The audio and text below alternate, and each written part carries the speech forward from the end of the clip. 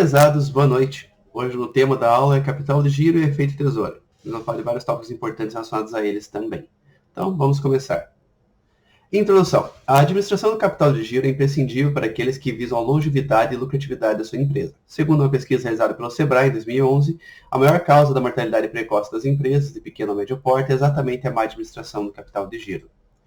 É comum presenciarmos empresas que, no início de suas vidas, investem muito no seu capital disponível em ativos fixos, por qualquer motivo que seja, deixando assim de manter uma reserva para cumprir com suas obrigações de curto prazo. O capital de giro, teoricamente, pelo menos um conceito mais simples de ser definido, é exatamente isso. Seria um capital necessário para manter as operações da empresa naquele período de lacuna, onde você não tem, digamos, o retorno pelas vendas efetuadas, não recebeu ainda pelas suas vendas, ou muitas vezes você produziu, já pagou dos fornecedores e não conseguiu nem vender a mercadoria. Então, o capital de giro ele teria basicamente essa função, teoricamente, que seria ser um capital para cumprir com suas obrigações nesse curto prazo. Conceitos básicos. Capital de giro é uma reserva ou um grupo de recursos com alta liquidez que são utilizados para cumprir obrigações da empresa no decorrer do tempo. Então, obviamente, se é para arcar, digamos, com as obrigações de curto prazo da empresa, eles têm que estar disponíveis com alta liquidez. Pode não ser, digamos, exatamente somente o dinheiro em conta, mas tem que ser algum recurso que, se for necessário, a empresa consiga ter acesso a ele rapidamente, levando no máximo 1 ou 2 dias. Investimentos em mais longo prazo que isso poderia colocar em risco as operações. Normalmente ele é formado pelos ativos de curto prazo da empresa, ativos circulantes. Não são todos os ativos circulantes que normalmente são utilizados como capital de giro, mas em geral ele é utilizado o ativo circulante como base para realmente calcular a capacidade da empresa de arcar com suas obrigações, que a gente vai ver daqui a pouco na parte dos indicadores. Ele pode ser dividido em 2 formas. Capital de giro bruto são os ativos circulantes existentes ou disponibilidades de curto prazo, como por exemplo contas a receber, estoques, investimentos de curto prazo, etc. E capital de giro líquido, que é o resultado que a empresa nas movimentações de curto prazo, ou seja, a diferença entre entradas e saídas de curto prazo. Então, basicamente, a gente pode ter aqui o capital de giro líquido por meio dessa operação. Você vai fazer o ativo circulante menos o passivo circulante, ok? Essa diferença que indica realmente a quantidade de capital que a empresa tem, digamos, de reserva, ou acima ali daquilo que é necessário imediatamente pagar suas obrigações, de maneira que ela tenha uma segurança com esse capital, ok? Analisar, por exemplo, o capital de giro bruto diretamente, ele pode dar muitos indicadores falsos da saúde financeira da empresa, porque tem muitos itens aqui envolvendo, e é um pouquinho mais complicado porque o quanto realmente vai ter de capital de giro, na prática, vai ser em razão de quanto a empresa vai ter que pagar de obrigações de curto prazo. Então, se você não fizer essa operação, você não consegue analisar corretamente. Capital de giro líquido. O resultado que se espera desse cálculo é que ele seja positivo, demonstrando que a empresa é capaz de arcar com suas obrigações de curto prazo. Para que isso ocorra, obviamente, é necessário que os ativos circulantes sejam maiores que os passivos circulantes. Então, como é uma operação aqui de subtração, para dar positivo, obviamente, o ativo circulante tem que ser maior que o passivo circulante. No que se diz respeito ao valor ideal do capital de giro líquido, não existe um valor exato, pois sempre vai depender das características de cada negócio. E também nem a questão de ser um valor, porque obviamente um valor exato não existiria, mas nem um valor percentual também seria adequado. Porque basicamente depende muito do tamanho do negócio, o tipo do negócio, como funcionam os ciclos de atividades desse negócio, o comprimento desses ciclos, entre outras questões. É tudo muito relativo.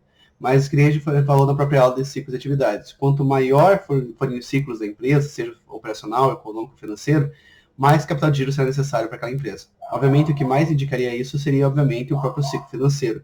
Mas, em geral, se a empresa demora, por exemplo, no processo produtivo, demora para conseguir executar a venda, todos os processos ali envolvidos vão afetar diretamente também na quantidade de capital de giro necessário. Então, é algo bem complexo de ser analisado de uma forma, digamos, mais genérica, mas tem várias maneiras diferentes de ver a saúde financeira da empresa com base em capital de giro.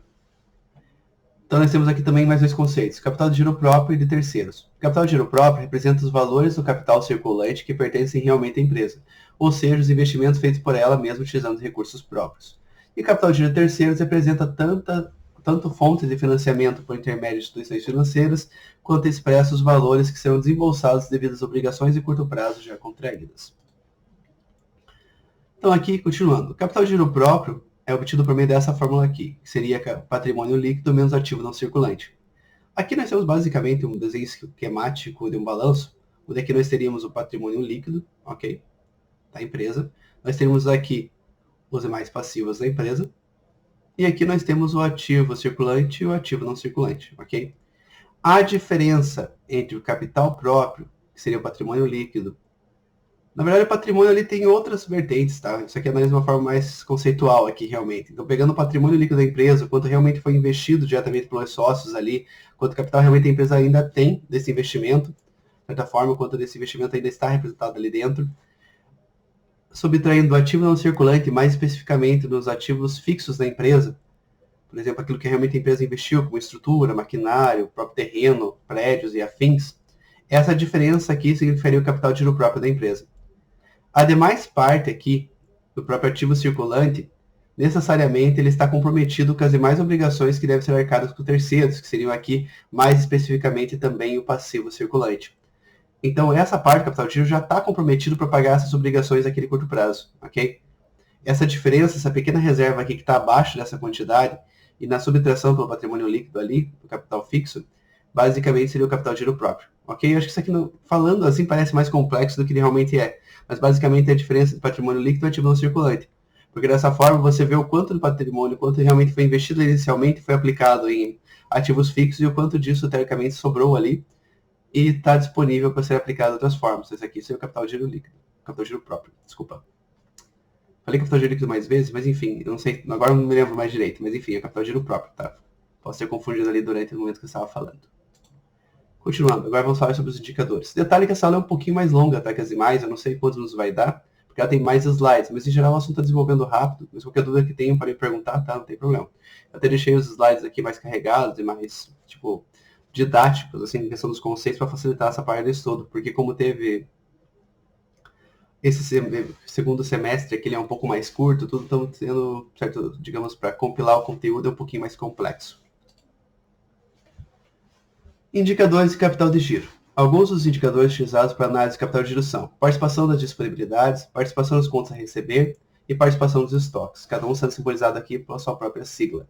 Um que faltou aqui, só vez especificar, é a necessidade de capital de giro, ok? Ele também é bem importante, também está nessa parte aqui. Vamos falando um por um. Participação das disponibilidades, PD. Indica a participação das disponibilidades na estrutura do capital de giro. São elas o caixa, bancos e aplicações financeiras de curto prazo. A fórmula é essa daqui, disponibilidades divididos por ativo circulante. Tá, por que isso aqui é importante? Porque dentro do ativo circulante que foi falado, tem outros itens que são envolvidos. As disponibilidades seriam aqueles que serão mais facilmente conversíveis, digamos, em dinheiro, tem uma maior liquidez. Então a gente calcula esse percentual dentro do ativo circulante para realmente saber o quanto desse capital teoricamente está disponível para arcar com as obrigações de terceiros. Beleza? Participação das contas a receber. Indica a participação das duplicadas que a empresa tem a receber dentro do capital de giro. Então aqui a mesma estrutura de fórmula vai ser a conta a receber, agora dividido pelo ativo circulante, ok? O que mudou aqui foi as contas a receber. Por que isso aqui é importante? Assim como a participação dos estoques, a participação dos contas a receber também tem essa mesma questão. Eles são amplamente influenciados pelo risco. O que acontece? Qualquer tipo de problema financeiro, econômico que aconteça no país, pode haver inadimplência nesses itens, então se torna muito mais complexo. No caso do estoque, não é a inadimplência propriamente dita, mas simplesmente a falta de circulação do estoque mesmo. Então, se a empresa tem muito do seu capital de giro ali envolvido com contas a receber, deve-se considerar que determinadas situações podem acontecer dos clientes não pagarem corretamente essas duplicadas. Então, isso gera N problemas para a empresa também, ok? Então, isso aqui indica um certo percentual de risco. Porque o caixa e a disponibilidade que foi mostrada ali praticamente, mas basicamente o caixa é realmente um capital que a empresa tem disponível. São muito raras as situações que ele não estaria disponível para fazer e conseguir pagar os fornecedores e arcar com suas obrigações. Já o contas a receber é um pouquinho mais complexo. Então, por último aqui, né, na verdade é penúltimo daquela listinha de 3, o último, participação dos estoques, indica a participação dos estoques dentro do capital de giro. Então, basicamente é a mesma fórmula, só que aqui a gente substitui a parte de cima por estoques. Por que isso aqui é importante? No caso, quando você receber, é o risco de inadimplência. Aqui nos estoques indica simplesmente um risco de ter uma queda muito brusca na demanda, dada a sensibilidade da própria parte da demanda. Então, por exemplo, assim, se as pessoas, que nem agora, o Covid é um ótimo exemplo disso, por causa que a compra, por exemplo, de veículos próprios reduziu muito de veículos zero nesse último período, correto? Isso aconteceu porque também diminuiu as produções por falta de matéria-prima, mas também porque o preço dos produtos acabou subindo em razão de vários outros fatores, como o dólar, a própria escassez de matéria-prima mesmo. Então isso fez que as pessoas ali comprassem menos veículos. Boa parte da produção automotiva hoje em dia ela já é feita just in time, ela tem bastante, digamos, um direcionamento mais específico, o cliente já compra, dele é fabricado e entregue para a pessoa. Até mesmo poder facilitar um pouco mais essa questão.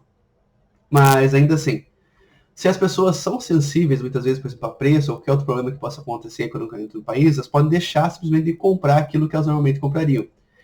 Isso é um problema para a empresa, porque o estoque é considerado um item, digamos, de fácil conversibilidade ali para dinheiro, mas ainda assim ele depende dessa demanda, totalmente. Então, pode acontecer situações que variem essa demanda, e a empresa, por exemplo, para recuperar o capital, tem que vender com preço abaixo do que normalmente ela pratica, tem que criar promoções e outras questões, o que vai diminuir o ganho esperado dela. Então, é uma gestão mais complicada e o valor exato desses estoques, apesar de, obviamente, as regras contábeis envolvidas e todas as questões em torno disso, é muito relativo nesse ponto. Até que ponto isso aqui realmente possui uma grande liquidez, ok? Então, é complicadinho. E agora, por último aqui, realmente necessidade de capital de giro, NCG. A necessidade de capital de giro permite identificar a quantidade mínima de dinheiro que a empresa precisa ter para manter as suas atividades. Quanto maior for o ciclo financeiro, maior será a necessidade de capital de giro e vice-versa. Ele é um indicador complicado que deve ser calculado, uma vez que existem diferentes maneiras de se expressar os seus resultados. Eu trouxe aqui para os slides, escolhi mostrar para vocês essa forma de necessidade de capital de giro, mas como foi falado aqui nesse parágrafo, ela não é a única, tá? Essa forma que eu trouxe aqui é NCG, né, que é necessidade de capital de giro, igual a contas a receber mais estoques menos contas a pagar. Então ele vai analisar, teoricamente, os itens mais fáceis de ser convertido em dinheiro que a empresa tem, corretamente, ali, menos o contas a pagar. Então você consegue ver, por exemplo, as suas futuras entradas em relação às contas que você vai ter que pagar também no futuro, e com essa forma você vai calcular uma diferença. A necessidade de capital de giro tem mais uma forma de analisar, justamente porque tem mais uma forma, também tem mais uma forma de interpretar cada conta diferente. Tem uma, por exemplo, que é feita com base no ciclo financeiro, então você vai pegar lá as previsões, no caso, recebimento e de pagamento, vai fazer a subtração, e dessa forma você vai obter um valor em dias. Esse aqui, no caso, é um valor em dinheiro. Isso aqui é bem complicado, porque já tem cálculos que fazem calculando se relação negativa ou positiva de formas diferentes, interpretando de formas diferentes. O mais importante aqui é compreender que necessidade de capital de giro realmente significa isso, a necessidade de capital de giro que a empresa tem. As formas de calcular são muito diferentes, tanto que eu nem vou cobrar isso aqui, assim como também não vou cobrar os outros indicadores. Mas é importante ter esse conceito para conseguir compreender corretamente daqui a pouco a questão do efeito tesoura. Indicadores de capital de giro. Então vamos fechar aqui esse tópico. O capital de giro é fortemente influenciado pelas incertezas existentes no mercado, as quais são inerentes a todo tipo de atividade empresarial, que eu estava falando agora há pouco. Sendo assim, o administrador financeiro deve buscar um equilíbrio entre o volume de sua reserva de capital e o quanto deverá ser investido nos ativos permanentes da empresa. Esse cálculo aqui é uma coisa complicada de ser feita, tá? Porque o que acontece? Para não faltar capital de giro, pode pensar na lógica que você vai montar, por exemplo, que vai deixar tudo na conta, no caixa da empresa, todo o capital que ela tem ali, recursos, e basicamente vai estar seguro. Só que a conta não é tão fácil assim de ser calculada, principalmente porque se tem muito dinheiro parado, você está perdendo o custo de oportunidade. Então você poderia estar investindo no próprio negócio, fazendo esse negócio crescer, ou poderia estar aplicando em outros investimentos financeiros que trouxessem um retorno ainda maior.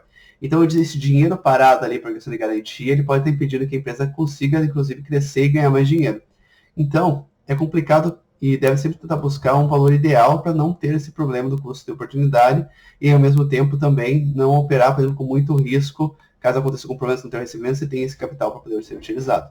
Capital próprio não tem juros, tem somente o custo de oportunidade envolvido. Indicadores, continuando aqui a parte, o que pode ocasionar problemas em relação ao capital de giro. Má gestão da empresa, o que faz elevar os custos fixos. Sazonalidade nas vendas. Elevação dos custos fixos não é necessariamente o maior problema. Elevação dos custos variáveis ferra bastante o negócio em si, ok? Porque normalmente você vai ter que repassar para consumidores, vai fazer que suas vendas caiam em muitos casos, tem que ter uma gestão aqui muito boa de marketing, e mesmo assim tem alguns negócios que é muito mais difícil conseguir fazer esse controle e não perder a demanda que você já esperava. Então é bem complicadinho. Sazonalidade nas vendas, ciclo operacional e financeiro muito longos, dificuldades nos recebimentos, estoque parado, empréstimo e financiamentos obtidos a custos muito elevados, entre outros. Como se otimiza o capital de giro? Menos estoques, maior prazo de pagamento, menor prazo de recebimento e menor tempo de atravessamento, ok? Quanto mais eficiente for a empresa, quanto mais rapidamente ela puder vender seus produtos, quanto mais rápido ela conseguir, por exemplo, receber pelas suas vendas e mais, teoricamente, demorar para conseguir pagar os fornecedores, sem ter, obviamente, aumento dos valores em si, mais segura para a empresa em geral na administração do capital de giro. Ok? Então vamos falar agora do nosso último tópico da aula de hoje, que seria o efeito tesoura. O efeito tesoura evidencia uma situação negativa para a empresa. Ele acontece quando os recursos próprios são insuficientes para sustentar a necessidade de capital de giro. Nessas circunstâncias, a alternativa mais recorrida é buscar empréstimos bancários injetando dinheiro no capital de giro, Como resultado temos pagamento de juros, redução da margem de contribuição e início do ciclo vicioso. Então qual que aqui é o problema? A empresa ela precisa ter capital de giro, correto? Deu algum problema operacional nela, simplesmente uma questão de mau planejamento, e ela precisa de mais capital para manter suas atividades. Uma maneira mais tranquila de conseguir fazer isso é pegando empréstimo. Pegando empréstimo, você vai pagar juros sobre esse capital. Então, logicamente, a margem de contribuição que você esperava, os seus ganhos esperados pelas suas vendas, vai teoricamente ser menor, porque o custo em si do capital para manter essas operações subiu, então encareceu o custo ali do produto para ele ser produzido. Perfeito? Isso aqui é uma situação complexa, porque o problema é que se a empresa tem algum problema de planejamento, corretamente, e nessa questão, isso se manter, por exemplo, ela pegar o empréstimo, mas não resolver esse problema raiz, ela, consequentemente, provavelmente no futuro vai ter que pegar mais empréstimos ou recorrer a outras situações para tentar ter mais capital. Isso vai virando uma bola de neve da empresa, onde vai ser muito difícil ela conseguir sair desse ciclo vicioso e conseguir reestruturar de uma forma saudável. Então ela vai cada vez pegar mais empréstimo, cada vez se complicar mais, até chegar um momento que ela não consiga mais, digamos, ou cumprir com suas obrigações e nem ter fontes mais onde retirar esse dinheiro. O efeito tesoura tem esse nome justamente por causa dessa imagem gráfica que acaba sendo feita quando o efeito tesoura é caracterizado. Ou melhor, ele é caracterizado por essa imagem sendo desenvolvida na análise de capital de giro próprio e necessidade de capital de giro. Então ele realmente forma essa tesoura. Por quê? A necessidade de capital de giro da empresa ela vai subindo. Em contrapartida, a própria capital de giro próprio também vai caindo, dando essa situação. Isso aqui vira uma bola de neve, simplesmente você vai ter cada vez menos capital de giro próprio, vai ter cada vez mais recorrer à fonte de terceiros, que normalmente vai ser mais caro que o capital de giro próprio, e isso vai fazendo com que você, por exemplo, ou tenha que repassar para o cliente esses aumentos de custo, que é uma coisa complicada, porque na maior parte das vezes o preço do produto é determinado mais pelo mercado do que realmente os fatores e custos em si, tá? Normalmente esse valor só tende a mudar quando o mercado inteiro tem que caminhar para o mesmo caminho, com o encarecimento de matéria-prima, entre outras situações. Então, quando você o capital de giro próprio vai diminuindo, então se o capital de giro vai aumentando, você vai pegando empréstimo, naturalmente você vai ganhando menos pelas suas vendas, vai tendo mais complicações dentro da empresa ali, e teu capital de giro próprio tende cada vez a diminuir cada vez mais, ok? Porque você vai precisar de mais capital próprio ali para poder injetar e conseguir resolver o problema, ou pelo menos resgatar e arcar com a situação. Então vai chegar um ponto, simplesmente que a necessidade de capital de giro vai estar muito alta e o capital de giro próprio vai estar muito baixo, dando esse resultado aqui. Isso aqui é um problema gravíssimo para a empresa, porque é muito difícil sair de uma situação como essa. A empresa vai estar muito endividada e muitas vezes ela não vai conseguir sobreviver dependendo do porte dela e da situação dela em geral. E como se corrige o efeito tesoura? Existem várias formas possíveis de se corrigir o efeito tesoura, mas não são simples de serem praticadas ou aplicadas.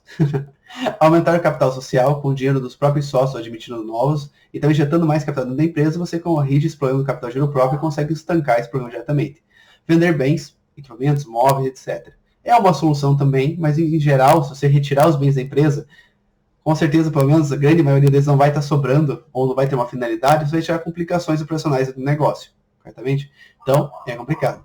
Negociar melhores prazos com os fornecedores, negociar prazos com clientes, reduzir o tempo gasto na produção e vender estoques parados a preço de custo.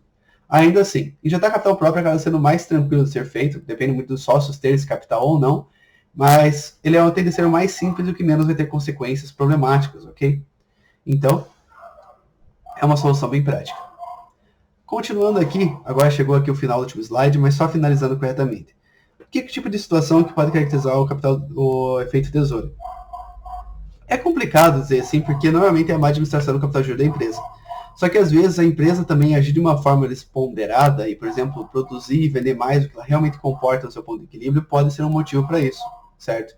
Porque a empresa tem aquele ponto de equilíbrio ideal de produção, quando os custos em si estão no ponto de maior eficiência possível. Então a empresa está ali produzindo a todo vapor, vendendo aquelas unidades, então está atingindo um ponto perfeito de eficiência.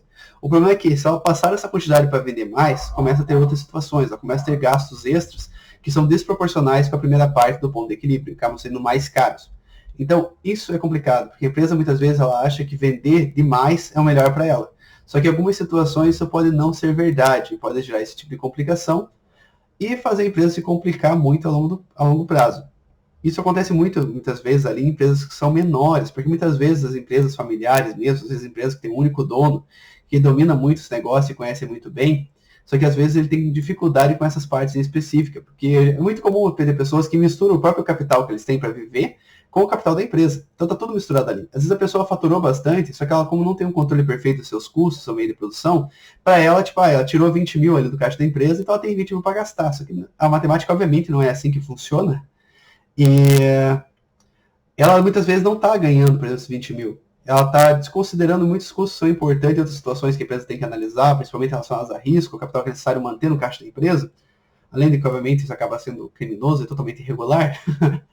Para ela não tendo esses controles, esses dados para conseguir verificar essas situações, ela acha que está ganhando mais do que ela realmente ganha. Então, muitas vezes, ela vai acabar complicando muito a situação da empresa sem perceber isso rapidamente. Vai chegar um momento que ela simplesmente vai estar totalmente endividada e nem vai saber de onde que isso como isso começou e como isso, digamos, basicamente se instaurou dessa forma dentro da empresa. Então, muitas vezes, o ideal para a empresa é realmente produzir e vender aquele ponto ideal de eficiência para ela. Se ela quiser vender mais, tiver mais espaço no mercado para essa oferta ainda maior, ela deve trabalhar de uma maneira de construir e possibilitar que isso aconteça de uma forma sustentável, e não de uma forma desponderada. Beleza, gente? Nessa aula temos 9 exercícios, sendo 8 de verdadeiro e falso e um deles discursivo, mas são simples no geral, ok? Na próxima semana a gente vai ter a nossa última lista de exercícios. São 4 listas e cada uma delas vale um ponto, beleza? Depois disso, vocês vão ter até o dia 14 do 11 para entregar todas as listas. Peço que façam isso com antecedência. Mas dia 14 do 11 realmente vai ser a última data que vai estar sendo aceitas as listas, tá bom? Então não deixem para a última hora. Pessoal, muito obrigado. Uma ótima semana e ótimo fim de semana a todos. E até a próxima aula. Um grande abraço. Tchau, tchau.